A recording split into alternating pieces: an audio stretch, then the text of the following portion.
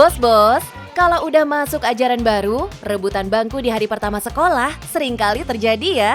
Jangan sampai deh gagal duduk di barisan depan. By the way, di momen back to school kayak sekarang, peluang cuan terbuka lebar bukan cuma dari kebutuhan anak sekolah aja loh bos, tapi juga dari kebutuhan lembaga pendidikannya, kayak meja dan kursi di kelas. Nah, siapa sangka dari tumpukan plastik bekas yang dulu cuma dianggap sampah, kini bisa disulap jadi bangku dan meja sekolah yang viral dan fungsional loh bos. Daur ulang bisa jadi solusi, sekaligus inovasi cuan masa kini. Bukan cuma ramah lingkungan, tapi juga ramah di dompet. Dan yang terpenting, bisa diterapkan untuk berbagai sekolah di Indonesia. Halo bos, saya Arif, founder dari Westgood. Westgood sendiri adalah sebuah usaha daur ulang plastik di mana kita memadukan antara kreativitas dan keberlanjutan. Nah, produk-produknya adalah kita membuat furniture dari sampah plastik. Pengen tahu keseruannya? Tetap di Cuan Bos.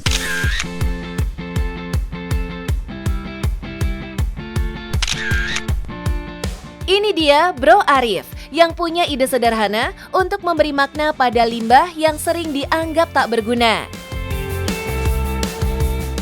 Bangku dan meja sekolah dari limbah plastik buatan lokal mendadak viral.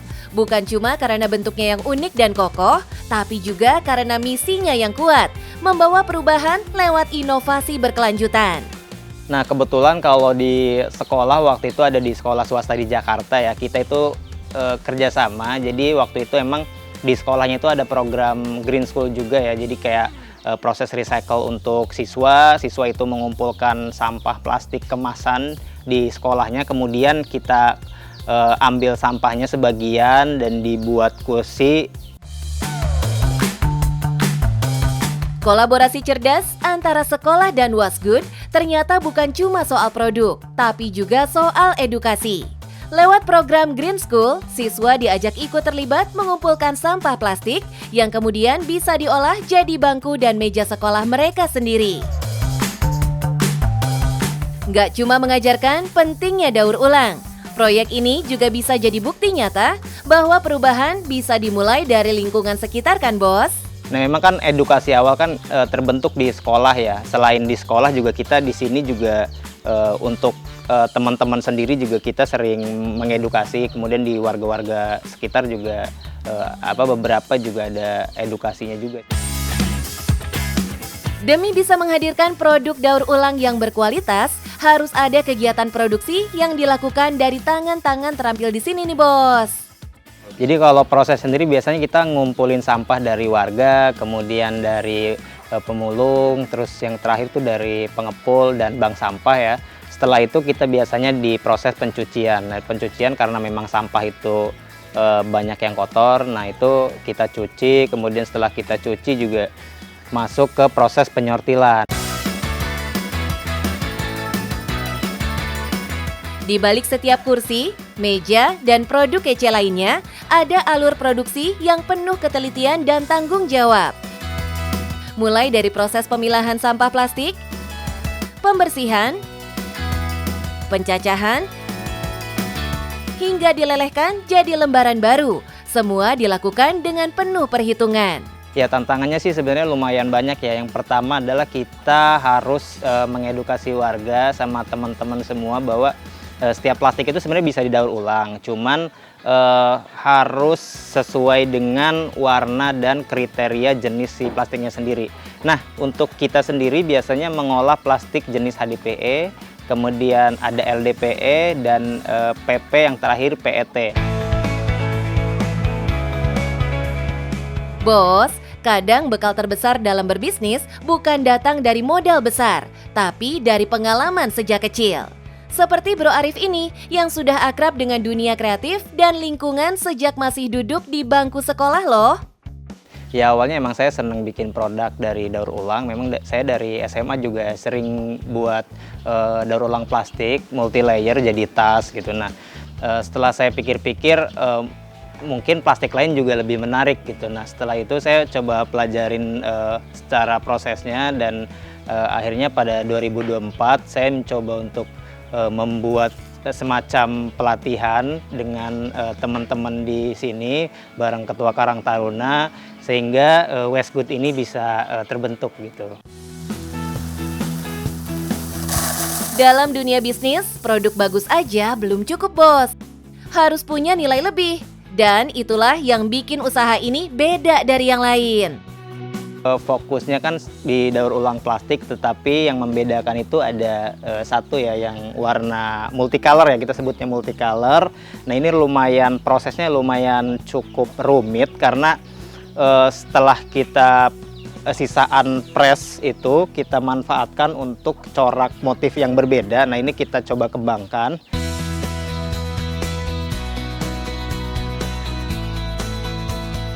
Dengan diferensiasi yang jelas, usaha kayak gini gak cuma jual barang, tapi juga visi. Dan dari sanalah peluang cuan bisa terus mengalir tanpa henti, Bos. Nah Bos, ini salah satu keunggulan dari kita ya. Jadi si papan boardnya ini kita bending, sehingga ketika didudukin, nah ini akan terasa nyaman. Bos, dalam dunia furniture, kenyamanan itu jelas harus nomor satu. Dan di balik desain ramah lingkungan dari limbah plastik ini, ada satu teknik yang jadi kunci. Jadi, nggak cuma sekedar bikin plat datar lalu disusun jadi kursi aja, tapi dibuat dengan presisi dan dibentuk lekukannya agar dudukan dan sandarannya nyaman dipakai. Rasanya, jauh dari kesan barang daur ulang. Inilah yang bikin produk-produk ini naik kelas, Bos. Kalau saya lihat sih ya, dan saya ngobrol sama customer sih, mungkin yang pertama itu daya tahan ya. Terus yang kedua estetika ya. Jadi si produk ini kan hampir sejenis dengan, mungkin secara motif mirip teraso gitu kan. Nah di coffee shop sendiri kan sebenarnya penggunaan teraso juga udah sering ya. Nah, tapi untuk si plastik ini dia bahan baku dan kekuatannya kan lebih kuat ya. Jadi di outdoor saya udah pernah coba selama 8 bulan saya taruh di outdoor ekstrim gitu. Nah, itu masih sama sih produknya, jadi nggak ada perubahan. Dari tampilannya aja udah kelihatan beda kan? Apalagi proses dan nilai keberlanjutannya. Eits, tapi tenang, ternyata harganya masih masuk akal loh, Bos. Nah untuk range harganya sendiri sih mulai dari 16.000 kayak coaster, terus yang paling mahal mungkin yang produk-produk custom ya hampir 3 jutaan lah. Kalau kursi meja di bawah 1 juta ya kayak ini nih sekitar hampir 700.000. Nah kalau yang ini sekitar 590-an lah. Harga bukan sekedar angka ya, Bos, tapi bagian dari strategi. Di usaha produk daur ulang ini, harga yang ditawarkan dirancang dengan cermat. Bukan cuma asal pasang harga tinggi, tapi juga nggak murahan. Jadi nggak heran kalau pelan-pelan pasarnya makin meluas dan cuannya makin deras. Nah untuk kalau wilayah, kita ngomongin wilayah itu hampir ke seluruh Indonesia ya, kota-kota besar. Yang paling banyak memang Jakarta, Jabodetabek, di Serang sendiri, kemudian di Lampung, Kalimantan, Sulawesi, sampai Pulau Bali juga kita beberapa udah ada yang pesen sih. Pesanan datang dari penjuru Indonesia. Ratusan furniture bisa laku terjual tiap bulannya. Kebayang dong cuan yang didapat? Westgood membuktikan bahkan dari limbah kita bisa panen cuan, Bos. Nah Bos, tertarik berbisnis furniture dari daur ulang? Tidak semua sampah yang dibuang itu tidak berguna. Nah yang penting kita bisa mengolah sampah ini menjadi produk yang bernilai. Modal kecil, usaha besar, hasilnya luar biasa. Yang penting, cuan Bos!